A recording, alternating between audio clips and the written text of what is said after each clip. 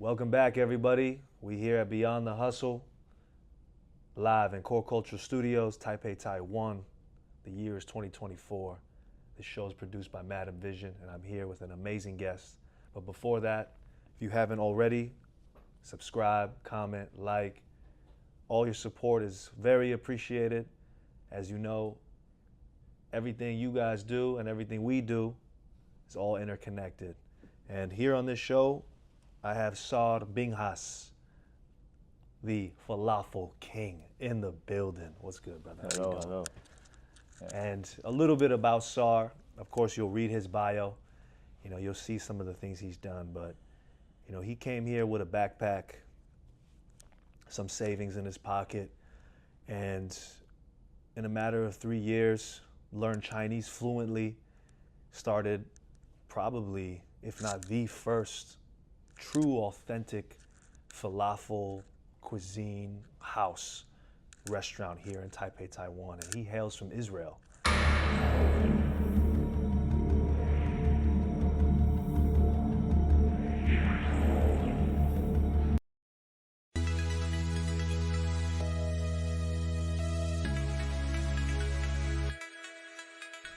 And here we are. So again, a pleasure to have you, Saar. Thank you so much for taking your time on your day off. I know you're super busy. It's hard to book you. The Falafel King is in high demand. Indeed. But for you, it's okay. I appreciate that. I appreciate that. Maybe can I unofficially be the Falafel Prince? I feel like I've been eating a lot of falafels recently, since our offices are so close. Yeah. But So can I get that title? Can I be the Falafel Prince? Or you need to walk your way a little bit. Okay. For a while. All right. Yeah, we'll think about it. I feel you. So my first question to you, Saar, is, what gets you hyped? What gets you super energized in what you do? Well, again, it's super energized. I would say above everything is when I see the place full of customers. Why is that? That's the moments when you feel like everything that you worked hard for is now manifesting. And are you a believer in manifestation? I'm not a believer. I already know it's happening. Fire. Take me back to, when you were here with just a backpack, and you was just, like you mentioned, some money in the pocket, a lot of uncertainty. But take me back to that moment. Where did you get the conviction to keep going forward? I think that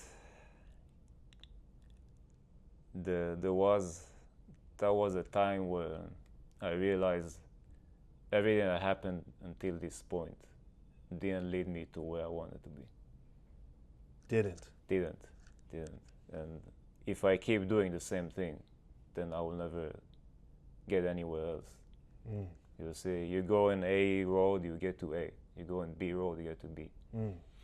Yeah. So whatever you're doing today, that's gonna affect what's happening tomorrow, right? And when I was at that point, I realized there's no looking back. There's no going back. So it's either standing up to that challenge or there's no other option, really. I feel you. Yeah. And you're from Israel. So first and foremost, what made you come to Taiwan from Israel? That's not a popular choice for Israelis or for people in general, I guess. Right. So my initial plan was to go to China to All right. learn Chinese, because about few years before that I was traveling in China, and I kind of felt this connection to The culture? the culture. Even in Israel, you felt the connection to the culture, and then you started traveling, or you felt the connection in the travel? No, I felt the connection in the travel. Wow. Yeah. Started to develop, essentially. I actually never had a travel plan to go to China. Wow. Yeah.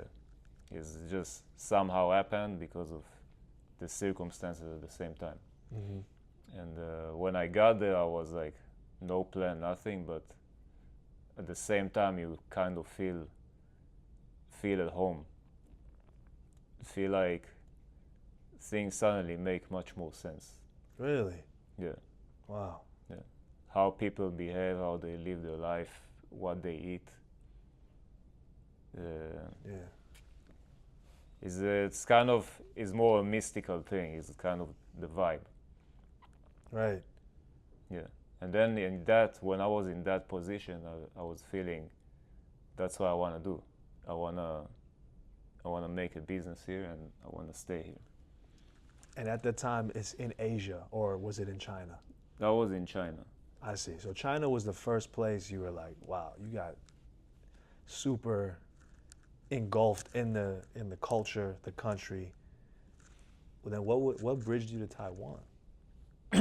So that happened a few years later because after a few months in China, I went back to Israel. Yeah. And I tried to start my life again there, but it didn't work so well. It didn't feel the same, right? Yeah, anything I tried to do, it didn't feel the same. It's like you already saw the other side. You couldn't go back. Yeah. That's Once you saw it, and yeah, but on the other hand, it was really intimidating. You know, go by yourself to another country and start a business. Who's doing that? Right. Yeah,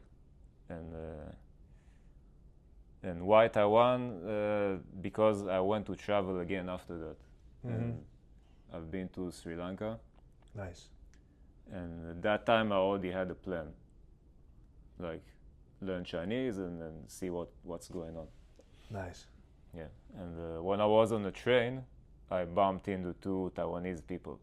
Crazy. Yeah, that's the first Taiwanese I ever met in my life. That's wild. Yeah. Do you still know those two people today? No. Yeah. We didn't exchange nothing. Yeah, we had a brief talk, and they told me, yeah, you can go to Taiwan to learn Chinese too. Nice. Before I didn't know Taiwan even exists, or of that course. people speak Chinese there. Of course. Yeah. And then next thing you know, you're in Taiwan, flight, and you're just like, what's next? Flight with a backpack, and the only thought that's crossing my mind after landing is, are you crazy? What are you doing? Really? Are you crazy? What are you doing? It's like you don't really understand why you're doing this. Do you know why today? Why you did that? Now I know. Do you know what was pushing you? You said so. You said you do know. What is it? What do you think it is? What was pushing me? I think sometimes in life you have the only thing that you have is a prophecy. Do you know that feeling? Yes. Yeah. But you have absolutely no guarantee. Right. What's gonna happen if you go there? But that's actually how people always were, right? So someone said, like, let's go behind that mountain. Must be something there. Maybe he saw that. He just had a feeling. He just had some calling. Yeah. That's wild. And that was it. That was always in the back of my mind that it's something that I need to do, even when I was in Israel. Like you had to, something is pulling you forth, so to say. What do you know? What do you think that is? Is it energy? Is it consciousness? Is it something higher? Is it God? What do you think that is? Is it angels? Maybe all of them. Maybe all of them. Maybe all of them. This is what we call destiny, I guess. On our show, we spoke about here and there the book, The Alchemist. You know, there's, of course, that book, that archetypal story of the shepherd who has a destiny that he needs to manifest, and then through his life, it takes him through twists and turns throughout. I feel like that's very parallel to your story in a way. It is. It is. And I guess my next question is, how did the form of falafel, so to say, become that offering or that destiny? Or is it still just a part of the path? Yeah, first of all, about the Alchemist, I want to say that if you write my story and you read it, you kind of feel like I'm reading the Alchemist. Right. Yeah. So that's very similar, and it happens in reality. Right. I see that. And yeah, like even in the moments where you get your money stolen, or somehow someone will save you, or somehow something will happen, and you will get to the place where you want. And falafel, it's actually, so I never made any falafel before Falafel King. Right. Yeah, no, not even one. I'm not sure if I even deep fried anything. That's crazy. Yeah, but same like in the Alchemist, they say that's alchemy, and the only way to be good at something is to do it. And actually, when I read the book, that was a time when I was 24, 5 something, and I was thinking if I should go to school, like university, and for me it was the easy choice because my parents, they could pay for it. Right. And everyone has the social pressure to do it. Right. But what the book made me think is that if I go to school, I'll become good at being student.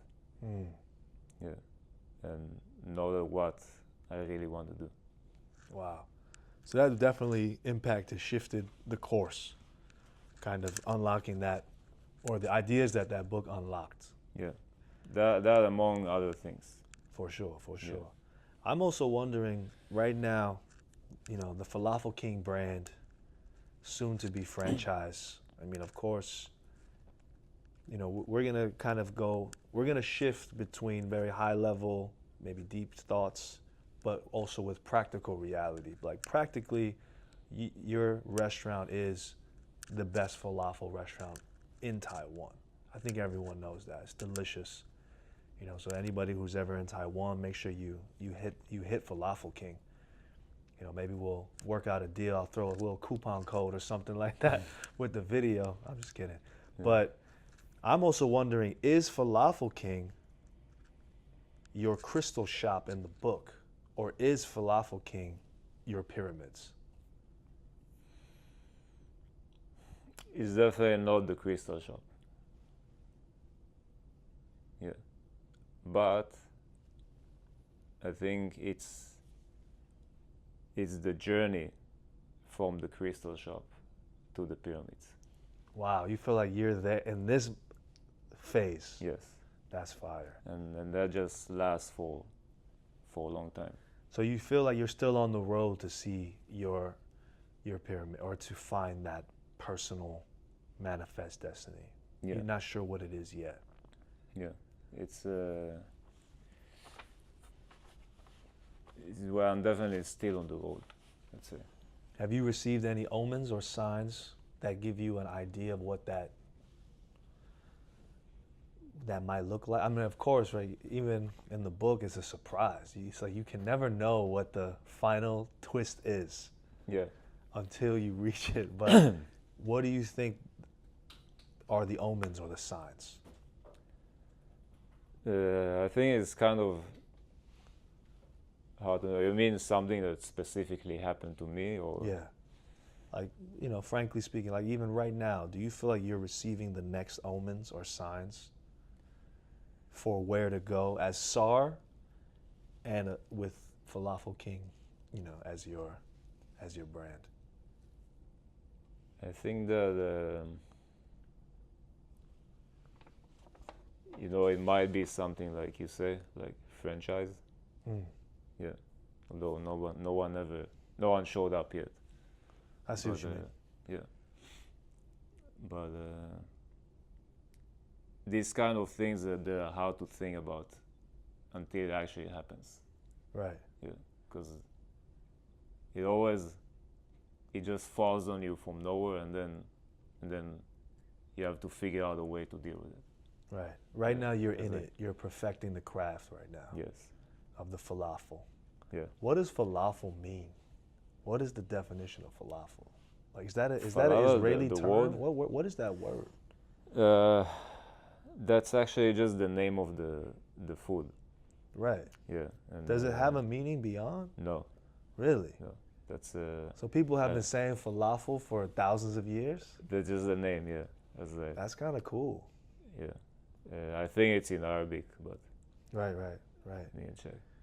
And You the know, falafel. in the language of spells, right? I'm wondering what the falafel spell is, right? The word.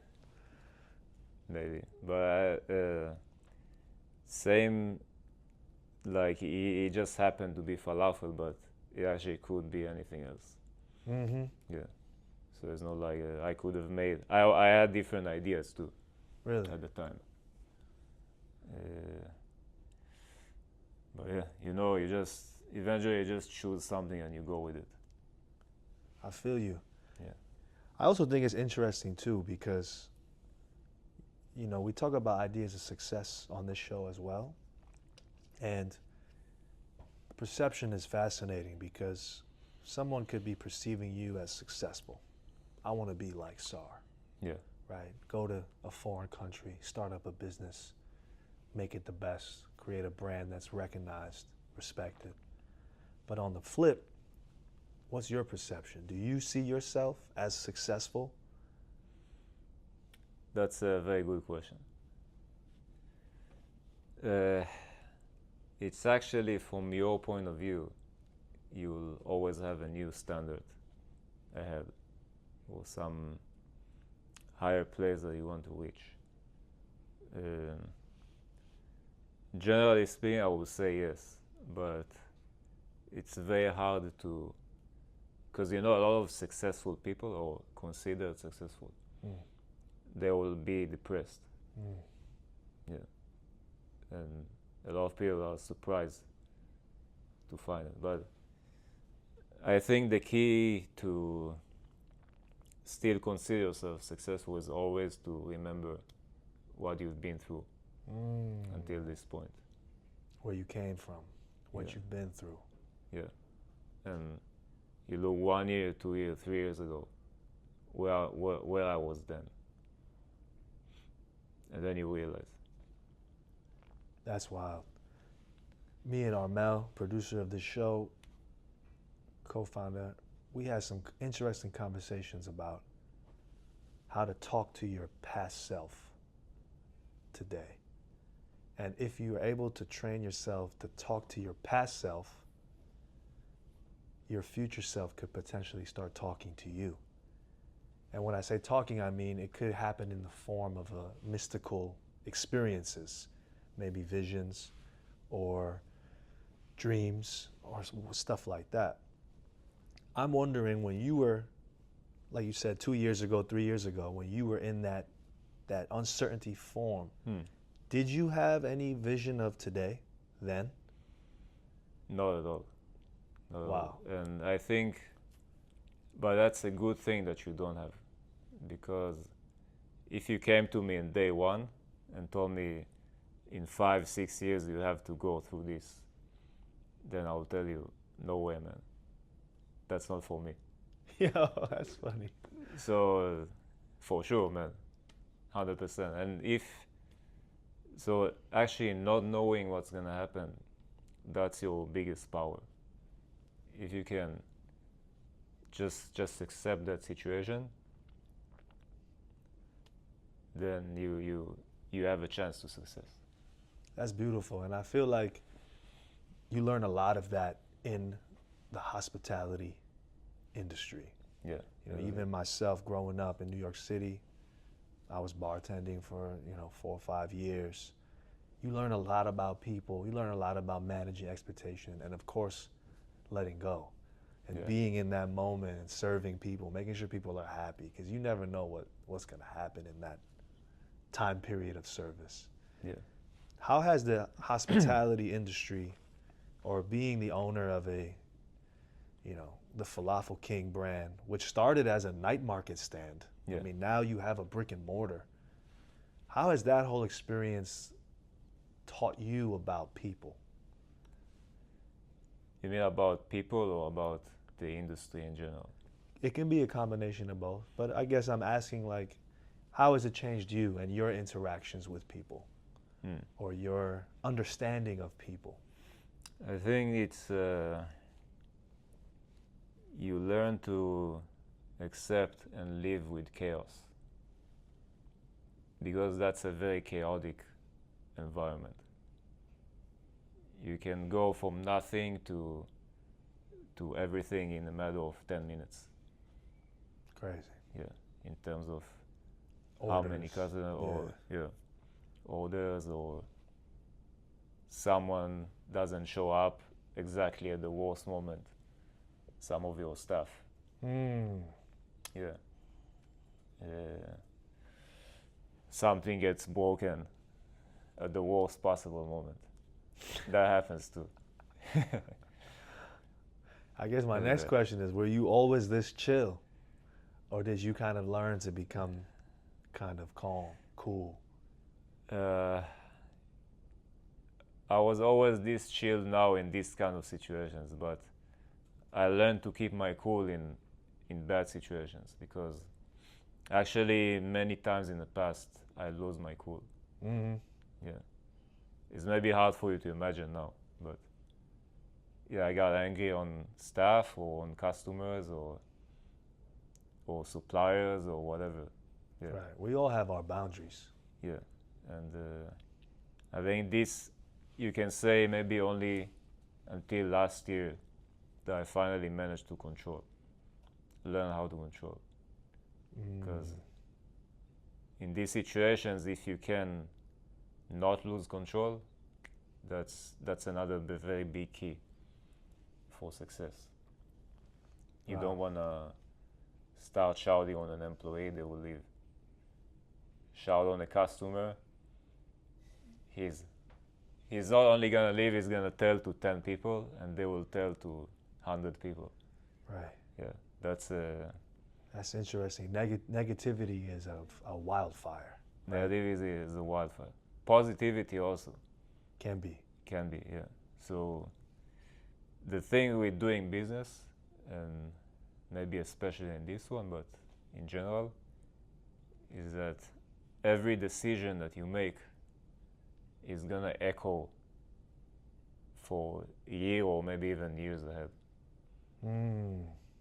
So every good thing that you make is gonna give you good stuff later on for a long time. Every bad thing that you make is gonna do the opposite. That's crazy. So you gotta learning how to keep your cool. That's gonna keep you from doing the bad things. Have you ever seen the show Jiro Dreams of Sushi? No. Wow. It's about the best sushi chef in Japan.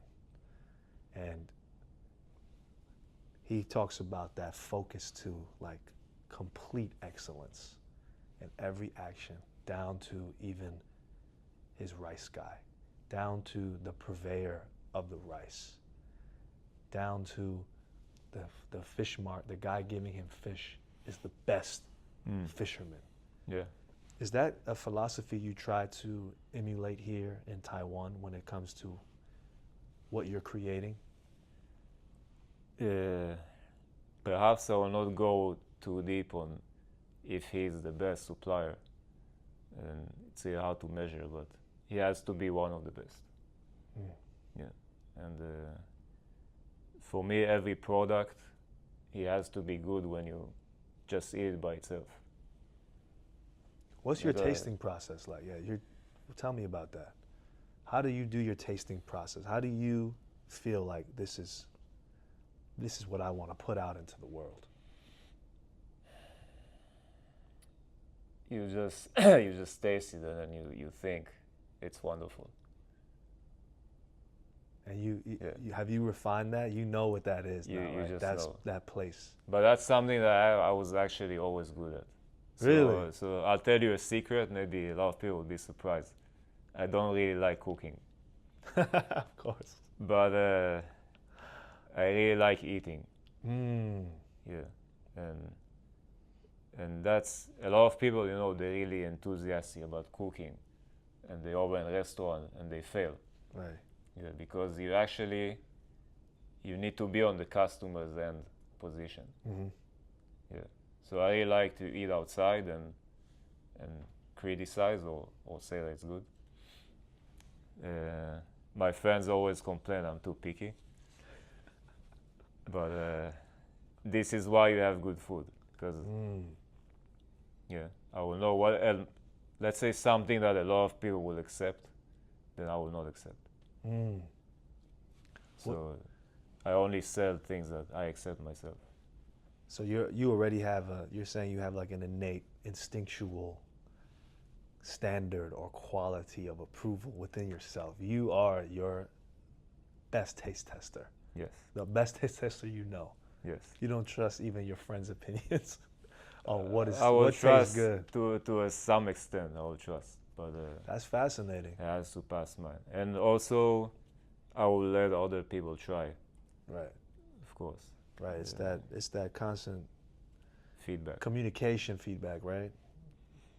I'm also wondering too, what is your belief or idea on the concept of love in the food?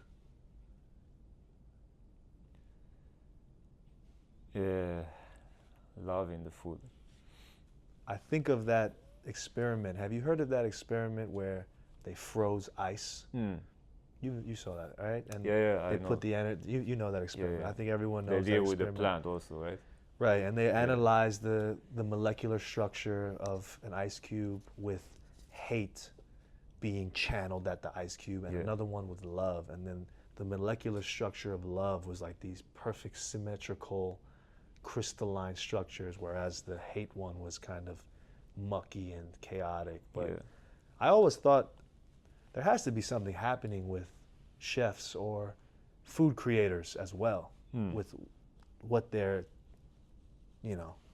putting together alchemically. Yes. So there's definitely a difference from if you come like in a bad mood to work and you make the food, or if you come in a good mood to make food, or the taste will be different. Really? Yeah. You've observed that yourself? Yeah. What puts you in the best moods? So yeah, that brings me to the next key, and I think you really have to take very good care of yourself. Yeah, that's also why I stopped losing control and getting angry on people. Yeah, so you have to keep your body. You have to notice what you're eating. You have to do exercise. Yeah, not drink too much alcohol. Naturally. Yeah. Keep standard sleeping time. Everybody knows what they need to do, but it's really hard to actually do it. The routine of it, right? The routine, yeah. And actually, now I'm doing exercise almost every day. Really? Yeah, yoga or. Wow, you look like you're in good shape. You look like a runner. I play football. Soccer? Soccer, yeah. Football. Well, football is the true name. Yeah, football is the true name. Football is the true name. I played American football. That's a little different, but I love football. It's yeah, fire. you kind of look like you could. I know. I'm gonna try to join a league out here in Taiwan, see what's good. But that's fire that you feel like taking care of yourself first, getting into the routine, has to really be there before you start creating.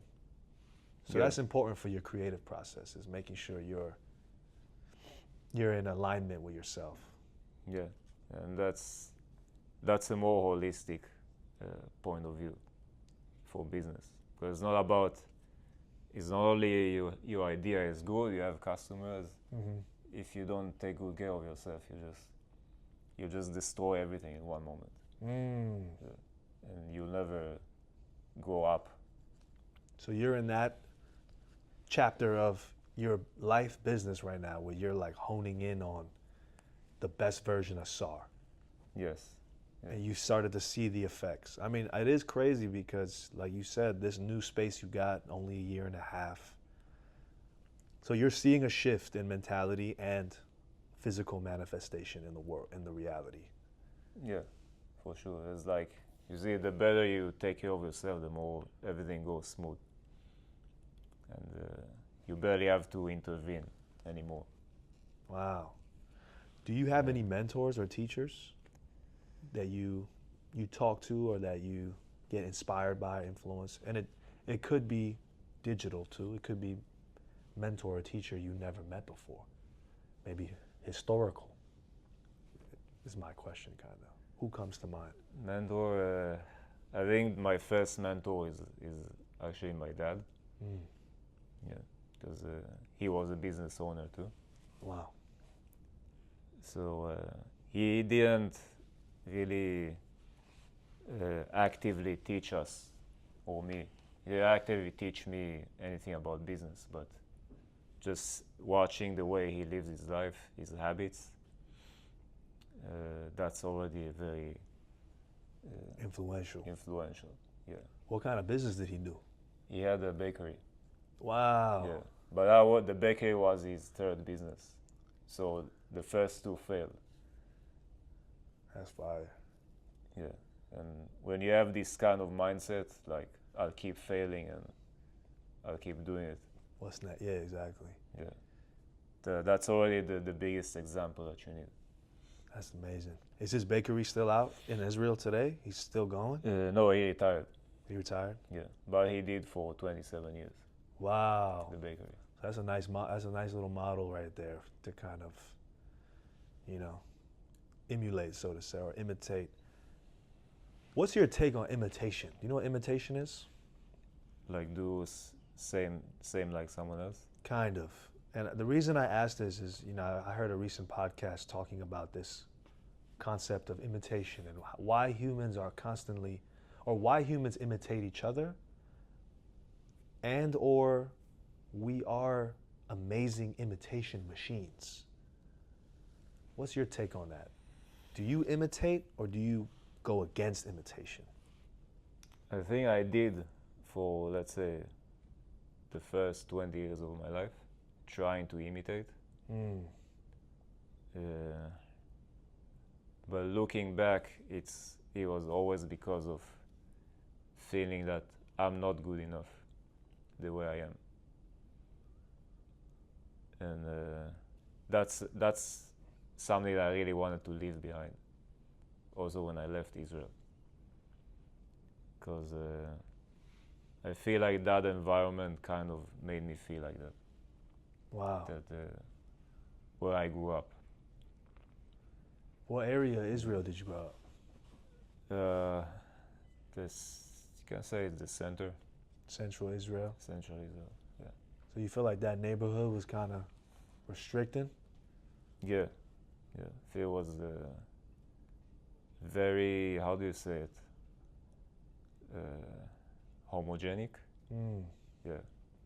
I find it interesting too when people from a place feel like they got to leave that place, but then there's people from another place that feel like they got to leave their place to go to the place you left. So it's fascinating because here you are in Taiwan and you've kind of found a, your own base, you've created your own home here. Whereas maybe there's somebody going to Israel to do it. There are, but which is you know what I mean? Like we talked about another business owner out here who's Taiwanese who went to Israel and then kind of, so I find that fascinating. And how do you feel creating a home here has inspired you or affected you? Do you have plans to go back to Israel maybe? I don't have plans to go back. And how creating here inspired me. Like, you're half Taiwanese now, my brother. You can say so, yeah. Right? That's what I mean. So it's like, how has that inspired you now that you have a home here? I think that, I don't know, I just feel like it's an amazing place. And sometimes you even have the feeling like it's maybe too good to be true. Wow. Yeah, because I will never, if you look on the first 2 or 3 years, even 4, it was, I always live under the risk that tomorrow maybe I'm not here. Right. So right now I really appreciate every day that I can be safe here. Wow. That's wonderful. How long have you been living in Taiwan for now? It's now, I think, about 8 years. 8 years? Yeah. That's amazing. And you feel like you're here, this really is your home for a while. Yeah. There's already more of a home from my old home.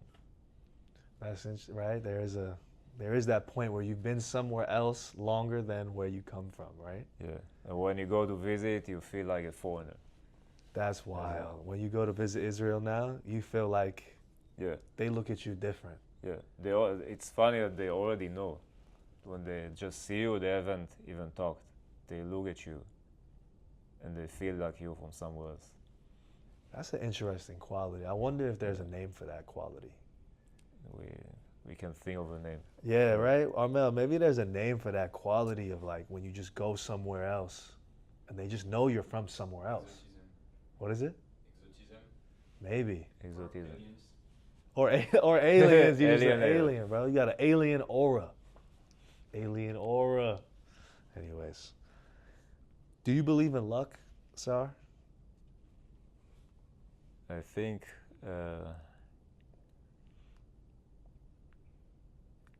luck. Well, in what form? Like, do you believe?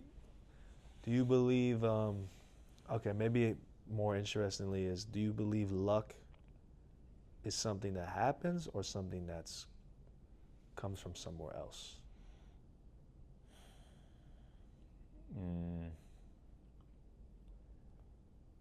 I think that's still a combination of both.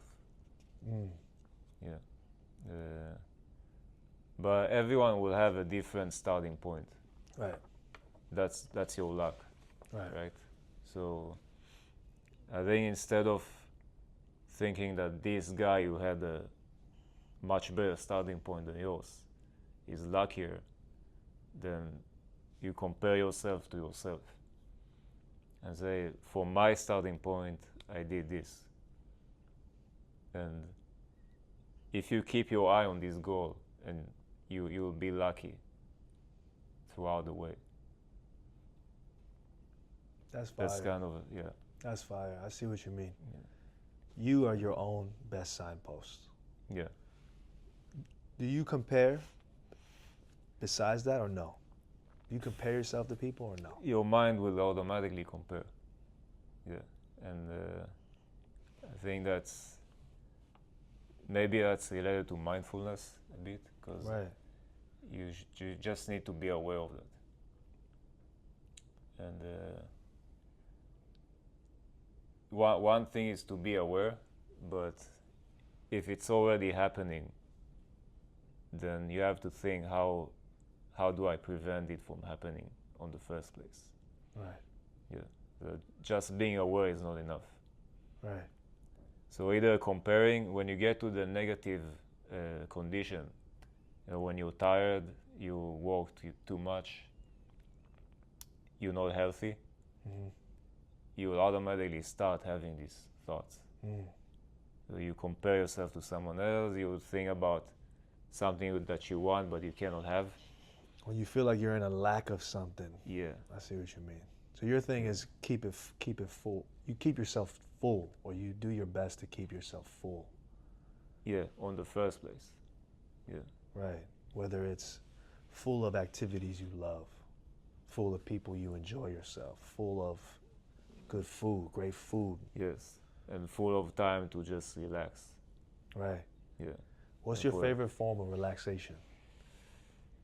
laying on my bed and just letting my thoughts come. Your thoughts run. Yeah. Where does your thoughts go usually? First, something you can share. Do you still have a dream? Do you feel, I asked you that pyramid question. Like, are you able to share what your dream of that pyramid metaphorically looks like? I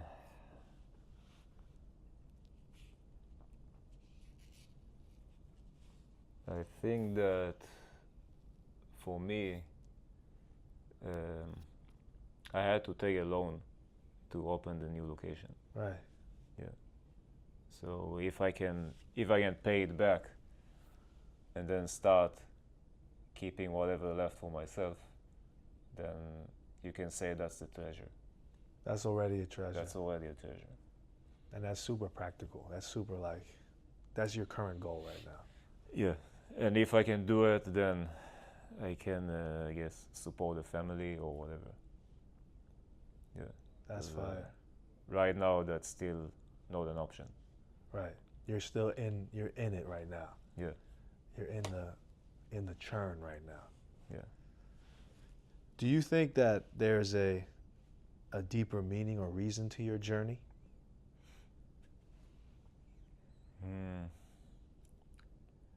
A deeper meaning. I think that for me, that's something I think about a lot actually. Because you can think like, we're selling vegetarian food, so we're helping animals. Right. And I provide jobs for people. Right. Yeah. You mentioned the holistic approach also to business. Yeah. So I'm really thinking about money also, of course, but that's just one thing among other stuff. Right. Beyond the money, you're analyzing the qualities of this world you're creating. Yeah. What are we giving to the world? Right. Because, when you just start, I remember when I started, then you have a vision, you have like the prophecy, right? But you still feel like that's something that you're doing for yourself. Because that's just your thing or whatever. Because you want to be independent or free, and you want to work for yourself. And as you go, you realize after 1 year or whatever that it's much more about giving. It's much more about what you give to others. And when you realize that, you're like, okay, I cannot give up because I'm important to so many people now. That's fire. Yeah. When you realize it's about what you give to others, that's when you realize you can't give up. Yes. That's a bar, bro. Are you a rapper, bro? No. But it is something that will keep you, because if you just keep doing something only for yourself, you are very likely to fail. Yeah. If you want to compete in such a competitive place. Right. Yeah. You have to. It becomes a people game. Yeah. Or not even a game. It becomes a matter of creating meaning for the people that give meaning to you. Yeah. And you have to be someone who likes that people look up to when shit hits the fan. When shit hits the fan. When shit hits the fan, yeah. Yeah. Like you solve it, you.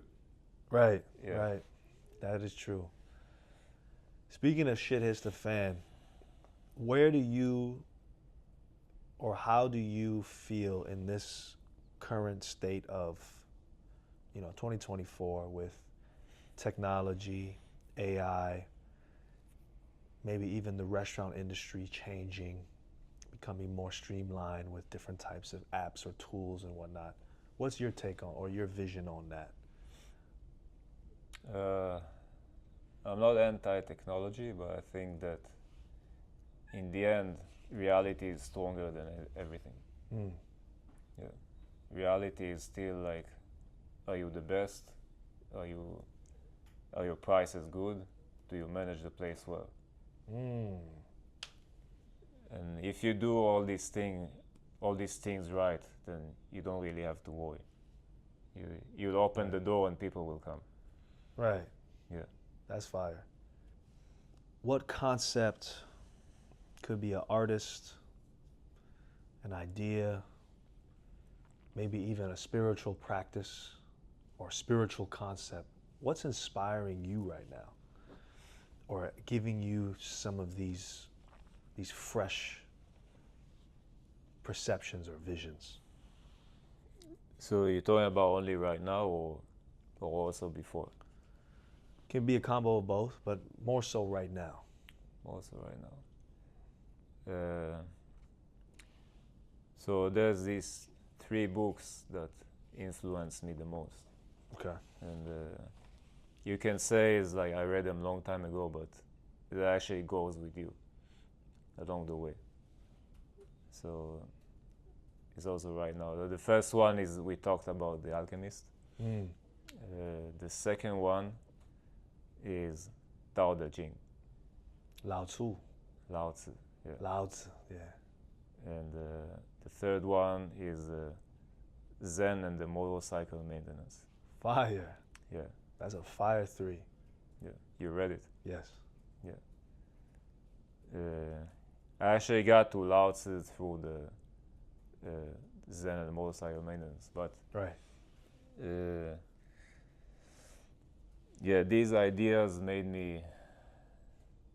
the decisions and make me keep pursuing the ideas that I made back then, the decision I made back then. So I see what you mean. Even to this day, right now, those are still inspiring you.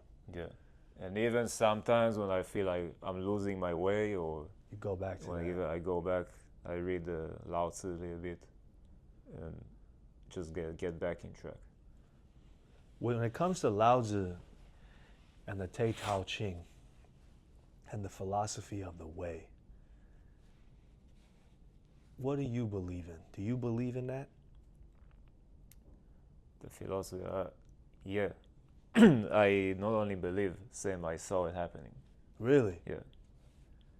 It's just like when you notice it, when you know that it exists, you just, and if you read the book, at the same moment you don't realize. But if you look back on what happened, you realize that was the way.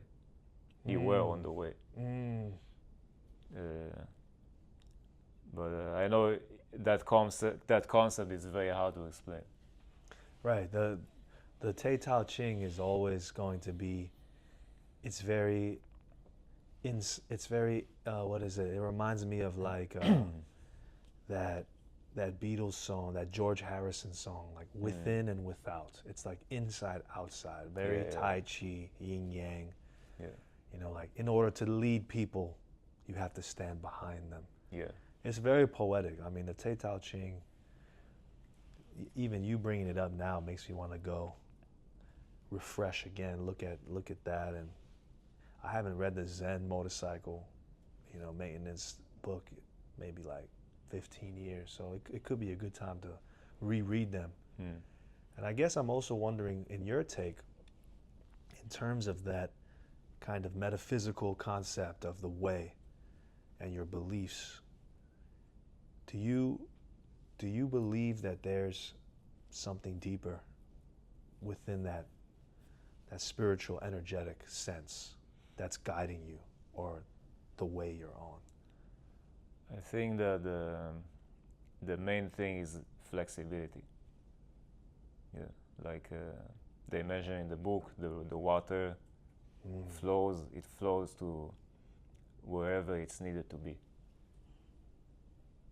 and that principle is just guiding me always. That's dope.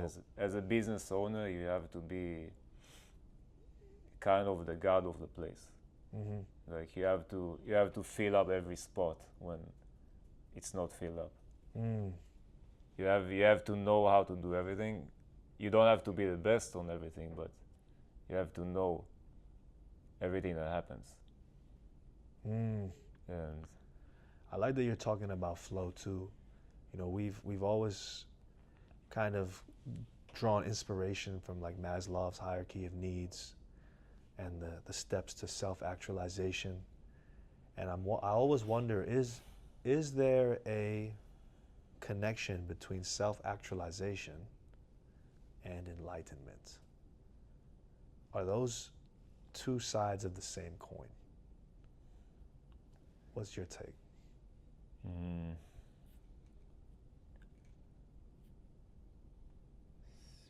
I think that you kind of once you reach that lifestyle of just the flow, and of course some moments you hate what you're doing and you're too tired or but that's part of the thing. But in general, once you live the life, and let's say since I got to Taiwan, Mm-hmm.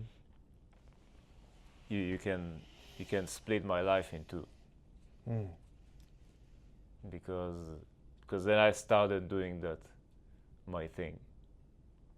Even when I was working for someone else at the beginning, I was doing this for my thing. Yeah, and then whenever I look back, like 6 months ago, 2 months, even 2 months ago, I feel like I've done so many things. Mm-hmm. It feels like a whole year. Right. Yeah, but before that, when I lived in Israel, and what was like aimless, how do you say it? I know what you mean. Aimless, kind of drifting, Aimless, wandering. drifting, wandering. Yeah. You look a year back and you feel like I didn't do anything. Time just passed. I'm just like sitting and watching the world, watching life goes by. And these are also something that's really motivating me, because there's no way I'm going back to this ever. Do you feel like you've seen some wild stuff at your time in Israel? Was there some wild stuff you saw? Like, did you go through some, of course, traumatic stuff, like warlike stuff? You mean in the military? Yeah. Yeah. I've seen some stuff, but it wasn't like as serious as Right. some others. Yeah.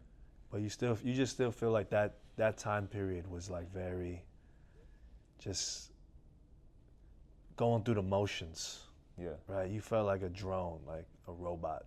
Yeah. You felt like kind of a misfit in a way. Right. Yeah. And you cannot be the misfit. People don't let you. Right. Yeah. That's wild. And ironically, people here in Taiwan feel what you feel in Israel. So I wonder if you've ever had a point where you have been a source of maybe inspiration or light for, even people here wanting to manifest their dreams. I think that I know about this thing, and I think that has a lot to do with your family. Right. Yeah, the place you grew up. Because when I told my dad I want to do business, the first time he told me, that's not for you. Wow. Yeah. And I was, so when you hear something like that, you can take it in two directions. You can say like, it's not for me, I'm not good, blah, blah, blah. Or you can say, Challenge. I'm gonna prove you wrong. Right. Challenge accepted. Right. Yeah. And that's how I related to everyone who told me something similar. Wow. But to be honest, I could have done this in Israel too. Mm-hmm. Yeah. If I was really determined, and if I thought that's a good market for this kind of business. Right. Yeah. But since I wanted to do this kind of business, and I think Israel is not a good place to do it. Right. That's another reason for me to do it here. Wow. So even beyond the business now, so now that you've kind of you've seen how to transform or manipulate reality, create reality from dream. You know, of course, creating a brand from scratch in a matter of, you know, a handful of years, most people would only dream of that. But I'm also wondering what your take on this reality is. Like, do you think this is a matrix? Do you think it's a simulation? You know, you talk about the Daodejing and the way. Like, do you think this thing we're in what is it to you? It's connected for sure. Connected to everything? Everything. Everything is just a big bubble. That's your take? You think we're in a... Yeah. You think it's a simulation, or what do you think it is? There was a time I had some kind of enlightenment when I went to yoga class. Okay. Yeah. It was in the outdoors, outside. And we've just finished, and I was laying down. Okay. And it's one thing to think that everything is one. Right. Yeah. But at that point of time, I just suddenly felt it with all my body. Oh, so you felt like you actually had a kind of epiphany experience. Yeah. Or you did have this experience. Yeah. That only happened on that moment, but it happened. You were connected to everything. Yeah. You kind of had what is it, like a deep knowing? Yeah. And I don't know why it happened. Like, I did yoga several times, still doing, but I don't know why it happened on that exact day. But it just happened. Wow. And how'd that carry over into your day-to-day life? It was not surprising because, you know, it happens often that, you know, sometimes you think about someone and suddenly a few minutes after they show up. Right. Or they call you. Yeah. I had this kind of things happening over and over again. Do they still happen today? Yeah. Yeah. You think about some customer, he didn't came for a long time, and suddenly they come the same day. Like this really superpowered intuition. Yeah. Yeah. It's like there's a radio that we can receive information before it happens. And who or what is creating the signal, in your opinion? Who or what? I think if he wanted us to know, then we would know. Really? Yeah. Yeah, I feel you. So maybe it's not so important as long as we know that it exists. YOLO or YALA? You only live once or you always live again? What's your take? You always live again. You know, Yala is a very common word in Hebrew. What does it mean? It means like, come on, don't waste time. YALA. Yala, let's go. Yeah. Yeah. You always live again. I want to believe that you always live again. Yeah. I like that word, YALA. I didn't know it had a Hebrew Yala connotation. Yeah. Do you have a favorite phrase in Hebrew? Favorite phrase in Hebrew? No, not really.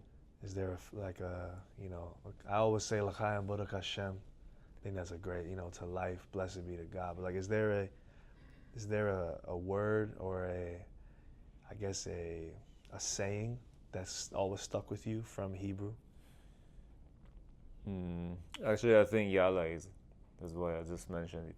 Yeah? Yeah. Yala is very... You gonna start using that more? We just use it so much. In what sense, though? So, like, give me an example. Like Like, Saar, let's go. We gotta go to the thing. And what will you say? It'll be like, yalla, let's go. Yeah, like yalla, let's go. Like, yalla, okay. Yeah. But you can use it for other Or things you can too. say like when we say goodbye, we say yalla bye. Oh, yalla, Yalla, okay, bye. yalla, bye. What about when making a deal? Making a business deal, can you say yalla? Making a deal. Once the deal is sealed, then you can say yalla. You say yalla. Yalla. We can go on from here. What about the word mazal? Have you heard of this word? Mazal is luck. Yeah. Mazal means luck, right? It's Mazal, like yeah. good luck. Yeah. Mazal. I know of a funny jeweler in New York City always says mazal. Mazal. Right. So I'm just wondering if yalla is at that level of mazal. But you said they use it a lot. People use yalla a lot. Yeah. I think it's very common because it's so useful. That's cool, man. So that means you always live again, or at least you hope so. I really hope. Yeah, I hope. Sometimes I see a cockroach and I hope I'm not gonna be a cockroach. Exactly. But whatever, yeah. The world is a cool place.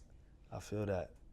You know, in Maslow's, they talk about at his peak, you know, once you get to that self-actualization / enlightenment state of mind, he talks about things called peak phenomenon start to happen, which is similar to what you mentioned about your intuition starts manifesting things, or you get synchronicities.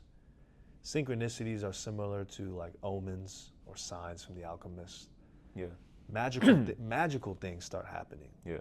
Or seemingly magical, supernatural things start happening. Do you think there's a veil of phenomenon, or have you experienced any phenomenon yourself when you were in that higher state of flow state, or, you know, oneness, realizing the oneness of the world, the universe, whatnot? What kind of phenomenons have you experienced besides like the person calling? Is anything like, you know, super wild? Super wild. The example that comes to mind is still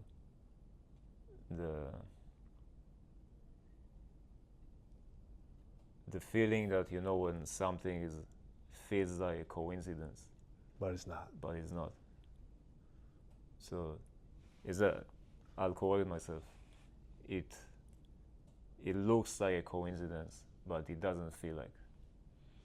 I see. So that's still your highest indicator of like you're on the path, or you're on the way, or not. Yeah, like when you feel like you're on it. When you're on a scooter and you almost have an accident. Right. Yeah. Stuff like that. It's something else, right? Yeah. That's fire. It's like, yeah, I was 1 second more or less, I'm done for. Right. So you feel like those moments, something else is watching over. This is the moments of revealing. Right. Yeah. Now that you've been in Taiwan for a while too, you're half Taiwanese essentially. You know, Taiwan really, they respect and bye the gods or the deities. You know, the Guanyin or Yeah. Mazu. Do you feel like you share some faith or belief in that sense? Do you feel like there are certain deities or beings watching over us, kind of like angels? I think yes, but the difference between me and them is I think that they will watch over you because of the thing that you think. Mm. Yeah, if you put the fruits on the table and light the incense, they're not gonna care about that. I think they're gonna care about how you live your life, how you treat yourself, how you treat other people. Right. Yeah. When no one's looking. Yeah. And these are the things that will keep you safe, keep the blessings coming to you. The Yala Mazal. The mazal, yeah. What's your framework personally? I know you gave me a free flyer about how to be how to be in reality and the best. Those three, you gave me the three good ones. What's your 3 for spirituality? to be in the blessings? Spirituality, like for example. Like you said to, I guess, what's your framework? I mean, of course, there's religious texts that have commandments, or you know, I guess in the Old Testament, in the Hebrew Bible, they talk about love thy neighbor, etc. Do you have frameworks that you follow specifically that you feel increases your blessings or increases the favor of these deities or these, you know, higher energies? Yeah, for me, I think that the main rule is on contrary to what the Bible says. For me, it's like you should be good to those who are good and those who deserve it. And those who are not and who are bad, that's your duty not to be good to them. And once we keep that balance, then the world stays in balance. So, and on the other hand, if you're not keeping your duty, that bad energy that you keep within yourself, that will go to the good people. I see what you mean. You feel like it gets mixed. It gets mixed, like, you know, the Tai Chi. Right. So you want to keep the as much as you can keep that balance. I feel that. And as long as you do that, it's like, you know how many people they're frustrated at work, but they cannot take it out on anyone. Right. They have to be nice. Right. So they go home, they take it on good people. Yeah, on their they family. take it out on their good people, on the family, their friends, their family, and they don't deserve it. Yeah. If someone is driving bad, you should horn. You should let them know they're not okay. If someone is the one who attack you, you know, some gangsters, you should stand up in front of them.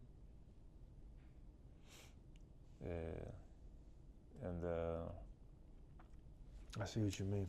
Yeah, for me that's maybe not so popular in Taiwan. I don't know, but because in Taiwan they have the code, like you have to be obedient and submissive. And but I know what you mean. You're transcending country. You're going towards human integrity of keeping that balance. Yeah. And it reminds me of the canary in the mines when there's like in the old days when they were digging to the tunnels for oil or for coal, they use a canary to know whether the air is clean, right? Yeah. If the canary dies, you don't go further than that, right? It reminds me of today, right now. There is no canary these days. There's nothing that tells us don't go past this line. I think we're in these days, but I guess on a more personal note, what do you see your legacy being? I think that I want to be remembered for influencing how people think. Really? Yeah. Because if you look even on my current shop, the new shop, it's still very modest compared to, you know, other places in Shinee or whatever. And one of the things that for me was very important is that I want to be good to those who are good. And you have a lot of these restaurants that there's a landlord that earns 100,000, 200,000 a month, or even $1 million. And then you have the employees, the people who actually work, they only get minimum wage. So it doesn't matter if let's say I choose this kind of landlord, then I earned maybe more than what I earn now. Mm-hmm. But if we make these decisions, we cannot complain why there's such a big gaps. Because we are being good to those who don't deserve it. There's someone who's living in a hotel, drinking tea, and he has all this money coming to them. So, but now people come to my place, they see a place that is not like, super fancy, or you don't have to pay that much for the food, but they actually say, oh, this is much better than those places for half the price. So you're trying to, I see what you mean. You're trying to play with the psychology. Yeah. You're trying to show them what's real. Yeah, what's real. There's not only one way to do things. And this is what I want to project to the people. You don't have to get that kind of job because people tell you. You don't have to go to school. I never went myself. University, I mean. I see what you mean. You're breaking stereotypes. How is a backpack? You want a Taiwanese, so to say, not just Taiwanese, but somebody who has your experience feel like, how is this here? Why is this here? Why is this so good? Why is it this price? So you almost want them to question the framework. Yeah. So there's a little rebelliousness in you. Society will call it rebelliousness. For me, that's just the calling of the universe. Yeah. So for me, not doing that, that's being rebellious. That's, for me, the only voice that I really hear. I feel that. My last question to you. Yeah. What's your definition of beyond the hustle? Beyond the hustle. How do you interpret that or define that? I think just why you're doing the things you're doing. And what makes you different from other people. And the never-ending search continues for that answer. Yeah. Thank you, Saar, for your time, man. It's been a pleasure to hear you chop it up, and I'm looking forward to seeing what you cook up next. Thank you again. Thank you. For all of those, make sure you smash that subscription button. Stay tuned. Let us know what you guys are thinking. Let us know what questions you all have, and I'll see you on the next one. Peace.